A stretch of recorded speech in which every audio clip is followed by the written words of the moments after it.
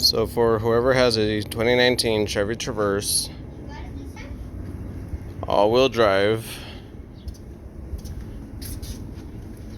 special edition, Chevy will tell you that the drain plug is back there somewhere.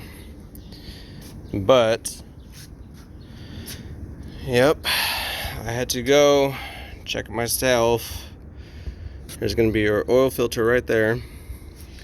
And your oil drain plug is going to be towards the front. As you can see, right there.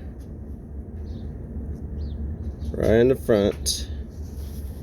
And of course, Chevy doesn't know about this because I called different Chevy dealerships and nobody could tell me exactly where this was. So, yep. There you go, people. Now you guys don't have to be looking at the other videos from the older models because they are wrong. There's where it's at. Alright, have fun changing your oil.